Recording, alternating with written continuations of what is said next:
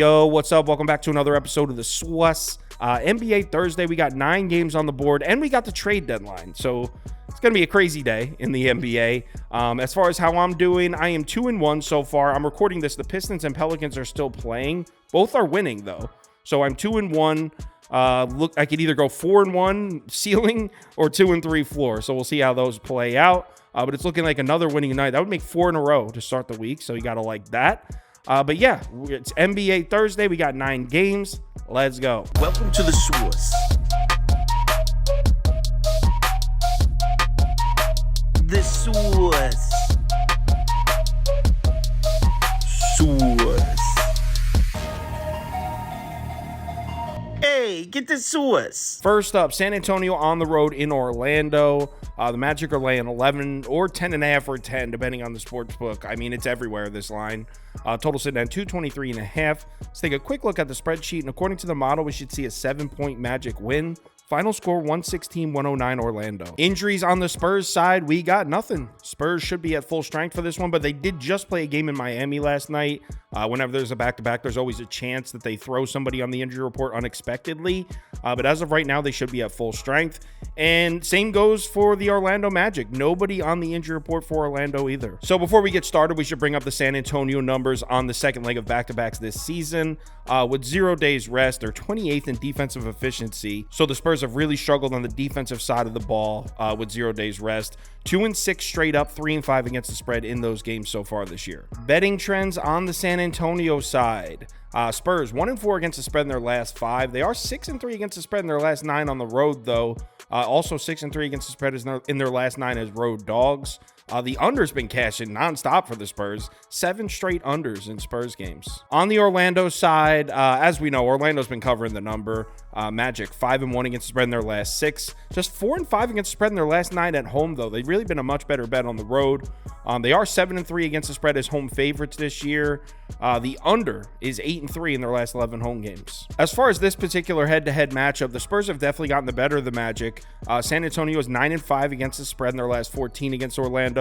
They're also 5-2 against the spread in their last 7 trips to Orlando. The over is 8-3 in the last 11 head-to-head matchups. So let's match these two teams up on the court. We'll start with the Spurs offense. As we were just talking about on yesterday's video, Spurs love to attack the rim. 3rd in shot frequency at the rim in the last 10 games. Over the last 10 games, the Magic defense 20th at the basket. And if you switch it up to the last 5 games, they're back at 29th. I'm not sure what's going on, but Orlando's been getting cooked inside recently, so that's a positive angle for San Antonio's offense. But there's a huge negative angle for the Spurs offense here, protecting the basketball, and that happens to be the strength of the Magic defense. They're actually 1st in forced turnover rate on the full season. These are numbers from just the last 10 games. They're also 1st. San Antonio in the last 10 offensively, 28th in turnover rate. When we flip it around to the other side of the court and look at Orlando's offense, basically all the angles point towards the Magic here. They should absolutely dominate the interior. Offensive rebounding on the season, 7th to 19th. If you look at their numbers at the rim, on the season, 1st in shot frequency at the rim, 12th in efficiency. Spurs have been struggling to defend that zone all year. 27th in frequency, 18th in efficiency. Orlando also shoots a lot of those long mid-range shots. They're 8th in frequency in the last 10 games. Another area of struggle for the Spurs defense, 19th in frequency, 25th in efficiency. So it's definitely a favorable matchup for the Magic without a doubt, but this line is so inflated. I mean, I don't know if it's exaggerated because of the back-to-back. No way I'm laying 11 points, but I can't get there with the Spurs either. I'd see maybe a Spurs team total under or maybe an under. To be honest, this is probably just a pass for me. I'll let you know on the live show what my final decision is, but not really feeling too strongly about this one. Next game. Golden State on the road in Indiana. Pacers laying 6 points at home. The total sitting at 250.5, total way up there, which is pretty on point for a Pacers game. Let's take a quick look at the spreadsheet. And according to the model, Golden State should win this one outright. Final score 120-118 Golden State. Injuries on the Golden State side. This game just ended, so they haven't put out an updated injury report for tomorrow's game, but as of right now, they should be still missing Chris Paul. Draymond Green and Andrew Wiggins were both listed as probable, so that's what it says right now, but we'll see. They're on a back-to-back, so this is one of the games we're going to have to keep an eye on. On the Indiana side, we do have a few names here. Tyrese Halliburton listed as questionable. Mathurin listed as questionable. Jalen Smith listed as questionable as well. So yeah, again, this is definitely a game we're going to have to keep an eye on the injury report for. So before we get started, we might as well pull up Golden State's numbers on back-to-back so far this season. They've actually been all right in these kinds of spots. They're fifth in offensive efficiency on 0 days rest this year. So the offense has had no problem in these back-to-backs. On the season, they're 4-4-1 against the spread with 0 days rest. Betting trends for Golden State. Warriors are 7-3-1 against the spread in the last 11. So Warriors have been covering. They're also 6-2 against the spread in their last 8 on the road, and they're 9-4 against the spread as road underdogs this year. It's looking like a nice spot for Golden State. Things do not look as good on the Indiana side. Pacers just 1-3 against the spread in their last 4, 0-3 against the spread in their last 3 at home, and just 6-8-1 against the spread this year as home favorites. The over is 4-1 in the last 5 Pacers home games. In this particular matchup, the Pacers have definitely gotten the better of the Warriors. Golden State just 3-8 against the spread in their last 11 versus the Pacers, just 2-3 against the spread in their last 5 in Indiana, though. The under is 4-2 in the last 6 head-to-head matchups. So let's match these two teams up on the court, and we'll start with the Golden State offense. Right off the bat, huge edge in the offensive rebounding department. Golden State third on the season. Indiana, I mean, that's been a weak spot for the Pacers. Defensive rebounding all the way back at 27th. Golden State also loves to take that short mid-range shot, those paint shots. 7th in frequency, 6th in efficiency in the last 10 games. That's been another area of struggle for the Pacers defense. Just 28th in efficiency there in the last 10. But there is a huge positive angle for the Pacers defense here. As we know, Golden State loves to shoot the above the break 3. In the last 10 games, 2nd in frequency, 7th in efficiency. That's actually been the main strength of the Pacers defense, is defending the perimeter shots out there. In the last 10 games, 9th in frequency, 4th in efficiency. On the other side of the court, we got the Pacers offense. Kind of a weird matchup here. So Pacers have been attacking the rim relentlessly. In the last 10 games, they're first in shot frequency at the rim. Check out the Golden State defensive numbers down there. First in frequency, 29th in efficiency. So they're very good at limiting opportunities, at not letting opponents get down to the basket. But once they get down there, they're making them. So it's really a battle of whether or not the Pacers are going to get into the interior. That's a tough one to call. A definite positive angle for the Pacers offense here would be the fast break. 3rd in frequency, 13th in efficiency. It's definitely been an area of struggle for Golden State defensively. Really struggling against the fast break. 24th in frequency, 19th in efficiency. As far as betting this game, I mean, I know everyone's going to be looking to fade Golden State on the back-to-back, but that game last night was an absolute breeze. I mean, not one Golden State Warrior played serious minutes. The whole second half was basically just the second unit. I'm disregarding the back-to-back. And by the way, Golden State's 4-4 against the spread on back-to-back, so they haven't even been that bad in those kinds of spots. I'm getting a big number with a Golden State team that continues to cover the number on the road. I think the Warriors are live. I really think they can win this game outright. So definitely on Golden State plus 5.5 or plus 6 if you can get it next game. Dallas Mavericks on the road in the Mecca. Knicks catching 2 points at home and the total sitting at 232. Let's take a quick look at the spreadsheet. And according to the model, we're looking at a 13-point Knicks win. Final score 121-108 Knicks. Injuries on the Dallas side. Looks like Luka Doncic and Kyrie Irving are both going to play. Both are listed as probable. Exum is still out, though, and so is Derek Lively Jr. Maxi Kleber is listed as questionable. On the New York side, Knicks are really banged up right now. Julius Randle's out. OG Anunoby is out. Quentin Grimes is out. Jalen Brunson is questionable. Jericho Sims is questionable. Knicks had spent most of this year having really good luck in the injury department, but they've really gotten crushed recently. Betting trends on the Dallas side. Mavericks 3-7 against the spread in their last 10. 6-3 against the spread in their last 9 on the road. 4-7 against the spread in their last 11 as road dogs. The under has also been cashing a lot in Dallas games. 8-2. The under in the last 10 Dallas games. The under is also 8-2-1 in the last 11 Dallas road games. On the New York side, Knicks are 7-2 against the spread in their last 9, 5-2 against the spread in their last 7 at home. Also been under city for the Knicks, 16-3 the under is in the last 19 Knicks games. The under is also 11-2 in the last 13. In this particular head-to-head matchup, the Knicks are 6-3 against the spread in their last 9 matchups against Dallas, but they've done much better on the road down in Dallas. They're just 2-4 against the spread in their last 6 matchups at home against the Mavericks. The under is 12-4 in the last 16 head-to-head matchups, including 6 straight unders at Madison Square Garden between the Knicks and Mavs. So let's match these two teams up on the court, and we'll start with the Dallas offense. As we know, this Mavericks offense loves to shoot the 3 ball. In the last 5 games, they're 3rd in frequency from the corner, 7th and above the break frequency. Knicks defense, out of nowhere, really struggling against the 3 ball. That was almost the opposite of what we were seeing from the Knicks a couple weeks ago. On the last 5 games, Knicks are 26th against the above the break 3, 27th against the corner 3. And in fact, if you line it up next to each other, from January 1st to January 24th, the Knicks were 3rd against the overall 3-point shot, 3rd above the break, 2nd against the corner 3. Since January 25th, Knicks are 26th, 24th, 24th. So the Knicks perimeter defense went from elite to almost crumbling. They really need OG Anunoby back, man, and Quentin Grimes. There is one big positive angle for the Knicks defense, though, and it is the rebounding.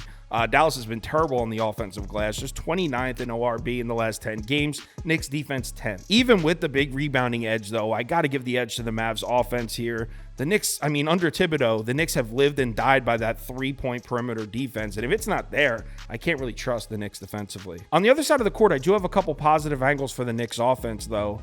New York's been attacking the interior a lot. In the last 10 games, they're 6th in rim frequency, 9th in paint frequency. That's been an area of struggle for the Mavs defense. In the last 10 games, they're 26th in the paint, 27th at the rim. Knicks over the course of the season have also been an offense that likes to push the tempo. They're 12th in fast break frequency, 8th in efficiency. It's been another area where Dallas has struggled defensively, 14th and 28th. The question is, are those angles for the Knicks offense enough to overcome the glaring mismatch on the other side? If Dallas is hitting their outside shots, and all the numbers point to or they probably will be, I don't see any reason why they don't win this game and cover. I know it seems crazy to lay 2.5 points on the road to a Knicks team that's just been a wagon, but the defense is slumping, especially on the perimeter. The injuries, Dallas has been elite as road favorites. Mavs have to be the move here for me. Dallas -2.5, next game. Cleveland is on the road in Brooklyn here. Nets catching 6 points at home. The total sitting at 224. Let's take a quick look at the spreadsheet. And according to the model, we're looking at a 5-point Cleveland win here. Final score 117-112 Cavs. Injuries on the Cleveland side. We got nobody. Nobody listed on the injury report for the Cavs. They are in a back-to-back though, so we'll see. But as of right now, nobody. On the Brooklyn side, Nets are definitely missing a bunch of pieces here. Lonnie Walker is out. Cam Johnson is out. Dorian Finney-Smith is out. Day'Ron Sharpe is still out. Nets have gotten hit with the injury bug recently. Before we get into it, we need to point out that Cleveland is on a back-to-back. On 0 days rest this season, Cleveland just 27th in offensive efficiency, just 2-4-1 against the spread. So Cleveland has not been good in these back-to-back situations. Betting trends on the Cleveland side, Cavs are 11-5 against the spread in their last 16, 6-4 against the spread in their last 10 on the road. They are 5-2-1 against the spread as road favorites this year, though. On the Brooklyn side, Nets are just 1-3 against the spread in their last 4, just 4-7 against the spread in their last 11 at home, and they're 3-8-1 against the spread in their last 12 as home underdogs. The Nets have been a much better bet when they're laying points at home. They have a terrible record against the spread when they're underdogs at home. In this particular head-to-head matchup, the edge does go to Brooklyn, though. Cleveland just 3-4 against the spread in their last 7 against the Nets, just 2-5 against the spread in their last 7 trips to Brooklyn. The over is 9-4 in the last 13 matchups. So let's match these two teams up on the court, and obviously we're handicapping a Cleveland Cavaliers game. So let's start with the above the break threes. As we know, they take a shitload of them, and they're really good at it. In the last 10 games, they're 3rd in frequency, 4th in efficiency from that zone. Nets defense surprisingly doing a good job out there. In the last 10, they're 11th in frequency, 9th in efficiency. Now, on the season, this has not been a good 3-point defense, but the last month or so, they've done a pretty good job, so let's give the Nets credit. In fact, as a whole, I'm not sure how much I like this matchup for Cleveland offensively. In the last 10 games, the Cavs are 4th in overall offensive rating, but the Nets are 11th defensively. And if you scroll down and factor in the strength of schedule, Cleveland 14, Nets 2nd. So Brooklyn's playing solid defense against really tough competition recently. On the other side of the court, we got the Brooklyn offense, and they shoot a ton of threes also. In the last 10 games, they're 5th in above the break frequency, 7th in corner frequency. Actually, the Cavs defense has been struggling a little bit against the corner 3, 25th in frequency, 18th in efficiency, but the corner 3-point shot is one of those you need to take with a grain of salt because it only accounts for about 8 to 12% of team shot attempts. The more important ones are the above the break threes, and Cleveland's done a good job out there. So yeah, the corner 3 numbers look good for the Nets, but overall, Cleveland does defend the 3 ball well. And after that, it only gets worse for the Nets offense. Rebounding, Nets offense 24th, Cleveland's defense 5th. Free throw rate 29th, 10th. I mean, this is one of the best defenses in the NBA against an offense that really isn't great. I mean, the Nets offense isn't absolutely terrible, but It's really not great. As far as betting this game, this is another one that just stinks, man. I want to be on Cleveland. That's the side I want to be on. Not going to play it at 6, though. I'm going to wait it out. I'm hoping some sharp money comes in on the Nets, buys this down to 4.5, 4. If I can get a Cleveland -4, I'd be comfortable with that. But at 6, this is a pass for me. I'll let you know on the live show. Next game. Chicago on the road at Memphis here. Grizzlies catching 5.5 points at home. Total sitting down at 213.5. Let's take a quick look at the spreadsheet. And according to the model, we're looking at a 6-point Bulls win. Final score 113-107 Chicago. Injuries on the Chicago side. A few names on the report here for the Bulls, but everyone's pretty much listed as probable. Zach LaVine is out for the season, obviously. Other than that, Chicago should be at full strength for this one. On the Memphis side, forgive this graphic. I mean, I have Xavier Tillman on here. I just put him as out. He's not even on the team anymore. We're going to update all the graphics during the All-Star break. But I'm not even going to go through it all. The Grizzlies are completely wrecked with injuries as they have been all year. Betting trends on the Chicago side. Bulls 6-3 against the spread in their last 9, 4-1 against the spread in their last 5 on the road, 5-1 against the spread in their last 6 road favorites. So the Bulls have been profitable in this spot. But you know who else has been profitable? The Memphis Grizzlies. Memphis is 7-2 against the spread in their last 9, 4-1 against the spread in their last 5 at home, 4-8 against the spread in their last 12 as home dogs.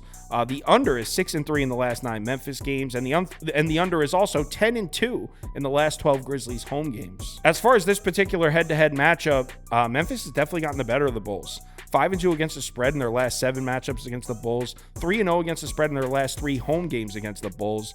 The over is 3-0-1 in the last 4 home games against the Bulls as well. So before we get started in this one, I need to bring up the strength of schedule because it's night and day difference here. In the last 10 games, Chicago Bulls 25th in strength of schedule, Memphis Grizzlies 3rd. So I mean, these two teams aren't even close as far as competition. Let's match them up on the court. We'll start with the Chicago offense. They've been attacking the rim a lot recently, and all of a sudden that's become a weakness for Memphis. They were so strong protecting the basket for first few months of this season, but look at the last 10 games. 30th in frequency, 17th in efficiency. Xavier Tillman is now gone.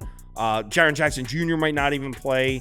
So all of a sudden, what was a strength for the Memphis defense is now a weak spot. The positive angle for Memphis on this side of the court would be they play excellent defense against the long mid-range shot. And on the season, nobody has taken more long mid-range shots than the Chicago Bulls. They're first in frequency. Memphis, in the last 10 games defensively against that zone, 3rd in frequency, 11th in efficiency. So there's something nice for Memphis. And if we flip it over to the other side of the court and look at the Grizzlies offense, actually got a positive angle here. As we know, Memphis, with all these injuries, they've become really 3-point reliant offensively. 11th in shot frequency from the corner 3, 3rd and above the break 3 in the last 10 games. Chicago defense has been really susceptible to the 3-ball lately. On the last 10, they're 30th and 17th against the above the break, 24th and 25th against the corner. So actually not a bad matchup for Memphis offense. That being said, if we look at some underlying numbers on this side of the court, I mean, rebounding, Chicago defense 1st, Memphis 21st. Turnovers, Chicago defense 5th, Memphis 30th. So maybe saying it's a good matchup for the Memphis offense was speaking too soon. Just saying they should have opportunities to hit outside shots. As far as betting this game, Memphis has to be the move here. I mean, no way I'm laying 5.5 points on the road after that crazy overtime comeback win from the Bulls. Memphis has been covering these ugly numbers at home in these weird matchups. So I guess I'm going to go with Memphis plus 5.5. I haven't bet this yet, but that's the only way I'd go here. Memphis plus 5.5 next game. Injuries on the Minnesota side, we have nothing. T-Wolves are at full strength. Actually, Monty Morris is listed as doubtful. He just joined the team. But as far as the main pieces that we've seen there for Minnesota all year, they are all good to go. On the Milwaukee side, we got a bunch of names on the injury report here, but most of them are listed as probable. Giannis, probable. Jay Crowder, probable. Brook Lopez, probable. Campaign, probable. Then we have Damian Lillard. He's listed as questionable. He did miss a game recently, too. And Chris Middleton is out for this one. Betting trends on the Minnesota side. T-Wolves, 4-6 against the spread in the last 10. 2-4 against the spread in their last 6 on the road. 4-5 against the spread on the season as road underdogs. The under has been cashing in a lot of Minnesota games. 6-2 the under is in the last 8 Minnesota games. 4-1 in their last 5 on the road. On the Milwaukee side, these trends look ugly, man. Just 4-15 against the spread in their last 19 games. 2-7 against the spread in their last 9 at home. The under's been cashing for the Bucks also. 5-0 the under is in the last 5 5 Bucks games. In this particular head-to-head matchup, Milwaukee's had the slight edge. 4-2 against the spread in their last 6 matchups against the T-Wolves. 5-3 against the spread in their last 8 home games against the T-Wolves. The over is 6-3 in the last 9 head-to-head matchups. So let's match these teams up on the court, and we'll start with the Minnesota offense. Right off the bat, T-Wolves should have no problem at all getting to the foul line in this one. 5th in free throw rate in the last 10 games offensively. Bucks defense back at 26th. Minnesota also takes a ton of those short mid-range shots, those paint shots. 8th in frequency in the last 10 games. That's been a consistent area of struggle for Milwaukee defensively. 23rd in frequency, 22nd in efficiency. T-Wolves have also been knocking down a lot of corner threes. 3rd in frequency, 11th in efficiency in the last 10. Bucks defensively just 23rd in efficiency. Now, it's the corner 3, take it with a grain of salt, but nice little mismatch. Overall, this should be a very favorable matchup for the T-Wolves offensively. I expect them to score points early and often. But what about on the other side of the court? Let's talk about the Bucks offense. Well, first of all, they should have no problem getting to the free throw line right back. Should be a lot of foul shots in this game. Bucks offensively in the last 10 games, 1st in free throw rate. Minnesota's defense is 30th, so a lot of free throws coming for the Bucks. After that, though, I'm seeing a lot of positive angles for Minnesota's defense. First of all, rebounding. In the last 10 games, Milwaukee's had no action on the offensive glass, 28th in offensive rebounding rate. Minnesota's defense is 3rd. Also, we know Milwaukee loves to shoot a lot of those above the break threes. They're 8th in frequency. Minnesota's been strong as hell there all season. 6th in frequency, 3rd in efficiency on the year. Bucks also like to shoot those long mid-range shots, 5th in frequency, 5th in efficiency on the season. That's what Minnesota wants. They try to force you to take contested mid-range shots. They allow a lot of attempts, but just 6th in field goal percentage allowed from the long mid-range. And it gets even worse for the Bucks offense. They definitely rely on some scoring in transition. They're actually 2nd in efficiency in the fast break offensively. Minnesota's been great defensively in transition, 11th in frequency, 7th in efficiency on the season. As far as betting this game, I already took Minnesota. I took it at +2 and the money line. I put it on the Discord already, so hopefully you guys grab that line. Bucks are gonna have to prove it to me, honestly. Minnesota's not even playing their best basketball right now, but they've still been the much better team than the Bucks. Plus, I really like the matchup for them on paper, and the Bucks have a game on Friday, so this is the first leg of a back-to-back. T-Wolves +1.5. I got it at +2. Would still play it at 1.5. I'd even play it up to like -2.5. I like Minnesota here. Next game, Utah Jazz on the road in Phoenix. Suns laying 6.5 or 7 or 7.5, depending on your sports book. This is another line that's all over the place. Total sitting at 243. Let's take a quick look at the spreadsheet. And according to the model, we should see a 5-point Phoenix win. Final score 122-117 Suns. Injuries on the Utah side, just one name on here, Agbaji. He's listed as questionable. Everyone else is good to go for the Jazz. On the Phoenix side, we got nobody. Suns are completely good to go. Betting trends on the Utah side. 2-3 against the spread in their last 5. 2-3 against the spread in their last 5 on the road. 6-3 against the spread in their last 9 as road dogs, though. On the Phoenix side, Suns are 4-1 against the spread in their last 5. Just 5-13 against the spread in their last 18 at home, though. In this particular head-to-head matchup, it's been kind of back and forth. The Jazz are 4-2 against the spread in their last 6 against Phoenix, but the Jazz are just 3-4 against the spread in their last 7 trips to Phoenix. The over is 5-1 in their last 6 matchups in Phoenix. So the last 6 times Jazz went to Phoenix, the over is 5-1. Right off the bat, Jazz have a really nice edge on the glass, 2nd in offensive rebounding rate. Phoenix defensively back at 23rd. Other than the rebounding numbers, though, I really couldn't find many angles on this side of the court. These two teams are like weirdly similar. Utah, pretty good scoring offense on the interior. Phoenix has been solid defensively down there. Jazz, a decent 3-point shooting team. Phoenix has been a decent 3-point defense. Just having trouble finding angles, positive or negative, on this side of the ball, other than the Jazz rebounding edge. On the other side of the court, we got the Suns offense, so you know we got to look at those long mid-range shots. In the last 10 games, 1st in frequency, 2nd in efficiency. They love taking that shot. Utah, in the last 10 games, 29th in defensive efficiency against that range. That's tough. As we know, the Jazz defense has struggled in transition all year. One of the worst fast break defenses in the NBA. 30th in frequency, 16th in efficiency. Suns have a really efficient fast break. They're actually the most efficient fast break in the NBA, but they just don't push the tempo much. So not sure how much these transition numbers are a factor in this one. As far as betting this game, here's the thing. You guys are going to hate this one because I think the handicap points towards the Suns. I do like the rebounding edge for Utah, but the Jazz defense should really struggle. So I think it's a good matchup for the Suns, but I just hate this number. And the Suns are just all about winning games at home, but not covering the number. In their last 10 home games, they're 8-2. But they're just 4-6 against the spread. And I feel like this has a 4-point Suns win all over it. Plus, I bet the Suns in that Bucks game the other night, and I watched basically the entire game. Really didn't like the way the Suns played in that one. I mean, they won and covered. I won my bet. But overall, I wasn't thrilled with what I saw from Phoenix there. So I'm going to fade them. I know you guys are going to hate this one. Give me the Jazz +7 next game. Denver on the road in LA to play the Lakers. Lakers catching 3.5 points at home, and the total sitting at 229.5. Let's take a quick look at the spreadsheet. And according to the model, Lakers should win outright. 115-114 final score in favor of LA. Injuries on the Denver side. Everyone is healthy with the exception of Caldwell Pope. He is listed as questionable for this one. On the Lakers side, pretty much the same injury report as before. Cam Reddish out, Gabe Vincent out, Vanderbilt out, Anthony Davis questionable, LeBron James questionable. Real quick, before I get into this one, I wanted to point this out. I thought this is interesting. I'm not really sure if this is a betting angle per se, but both these teams are coming into this game rested. Denver, 3 days rest. But on the season, the Denver Nuggets are just 4-6 against the spread on 2 or 3 days rest. And then you got the Lakers, 2 days rested. But on the season, they're just 3-4 straight up with 2 days rest. So both teams very rested for this game. But neither team has been particularly good when rested this season. Like I said, I don't think that was really an angle or anything. I just thought it was interesting.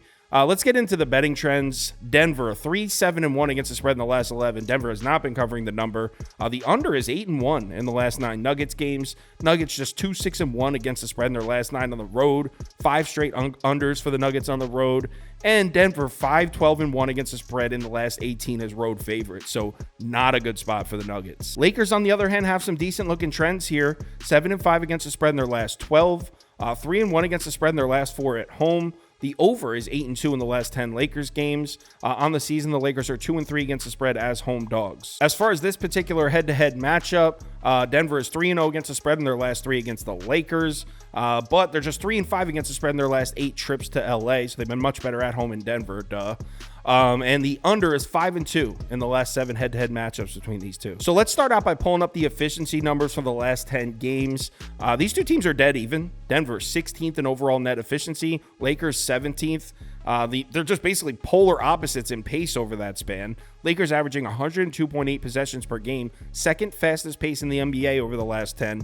Nuggets just 93.7 possessions per game, the slowest pace in the NBA. So let's match them up on the court. Right off the bat, couple positive angles for Denver offensively. Rebounding, first. Lakers are 18th defensively. Turnovers, 10th to 21st. Nuggets have also been shooting a lot of long mid-range shots. They're actually second in shot frequency from that zone in the last 10. It's been a big area of weakness for the Lakers defensively. 14th in frequency, 28th in defensive efficiency against the long mid-range shot in the last 10. I do have a positive angle for the Lakers defense, though.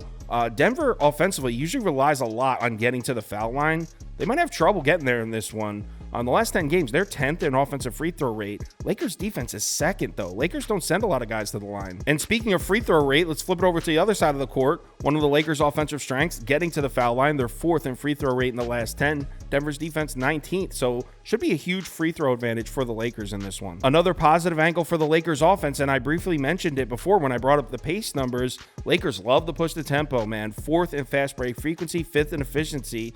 Denver playing the slowest pace basketball game in the NBA, 30th in pace, and they've struggled against the fast break, 23rd in defensive efficiency against the fast break. So if I'm the Lakers, I am sprinting up and down this court all game. As far as when I'm betting in this game, I personally think it's a spot to play the Lakers. The problem is both of these teams have a game the following night. This is a first leg of a back-to-back for both teams, and both play huge games the following night. Denver immediately flies to Sacramento to play the Kings. That's a huge Western Conference game. Lakers immediately host the Pelicans the following night. Huge game for them as well, which makes placing a bet this early on really difficult. I don't think it's crazy if we see LeBron James sit this game out, or Jamal Murray or something. I mean, both these teams are rested, so in theory, we shouldn't see it.